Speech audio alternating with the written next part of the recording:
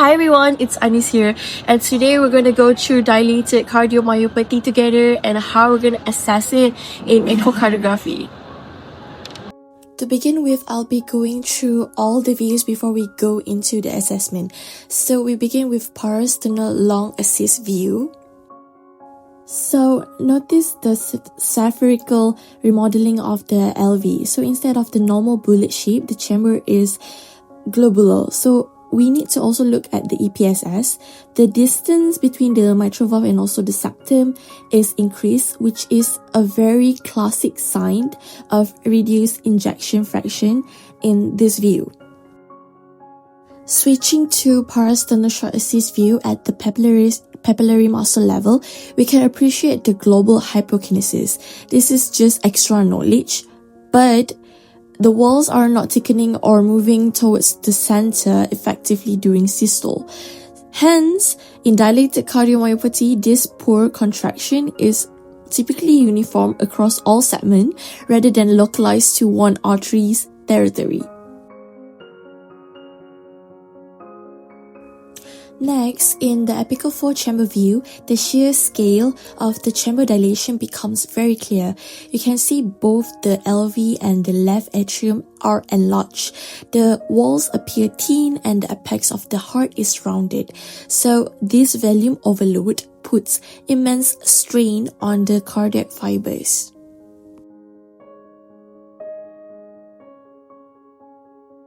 Next is the 2 apical chamber view. So when we apply color Doppler, we can see a significant jet of mitral regurgitation. This isn't usually due to primary valve disease, but because the dilated ventricle theaters, the valve leaflets, preventing them from meeting in the middle. So this backward flow further decreases the heart's effective output. Lastly, we'll be looking at inferior vena cava. So in advanced dilated cardiomyopathy, we often see a dilated IVC with poor respiratory collapse, indicating high central venous pressure and also systemic congestion. So it shows the signs that the heart failure is impacting the entire circulatory system. Next, we'll go to the assessment. So this is M mode in LV study during plaques. The primary features is significant LV dilation, where the chamber loses its normal ellipsoid shape and undergoes spherical remodeling.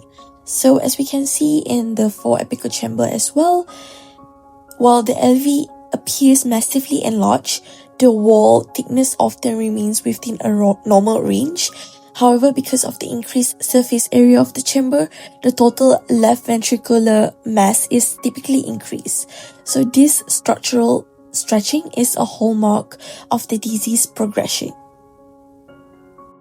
So next, in our diastolic assessment at the mitral valve tips using the PW Doppler in the apical 4 chamber view. So in normal heart, the early filling wave, which is E, is larger than the atrial contraction wave, giving us an EA ratio greater than 1. However, in dilated cardiomyopathy, this relationship shifts based on the severity in the disease. So impaired realization, where the initial E wave decreases because the stiff ventricle relaxes very slowly. So this forces a stronger atrial kick, resulting in an EA ratio less than 0.8. So as dilated cardiomyopathy progresses and the filling pressure rise, we see a restrictive pattern. So the E wave becomes tall and narrowed while the A wave stays small, pushing the EA ratio above 2.0. And this is a critical indicator of severe diastolic dysfunction. For additional knowledge, we move beyond visual estimates. So we utilize 3D echocardiography, which is more time-saving, reproducible, and accurate than conventional 3D methods.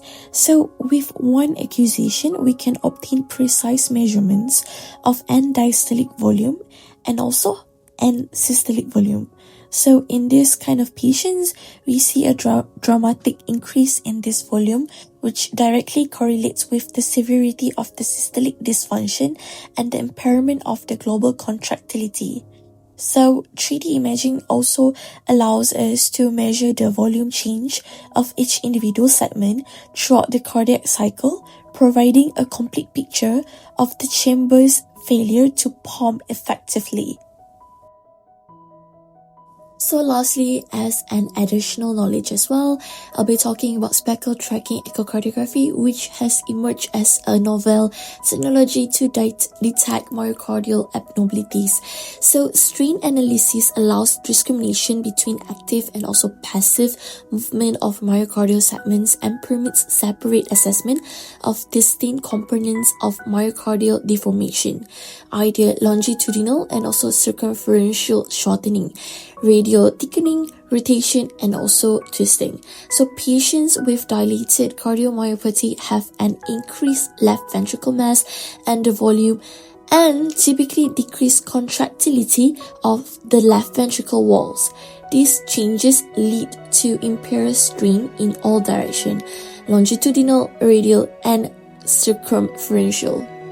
Hi guys, it's Hanis here. So we already reached the end of the video. I hope that you learned something about dilated cardiomyopathy in my video. I've learned something throughout this video and I wish that I have helped you in some sort of ways. So thank you for watching. See you guys soon. Bye.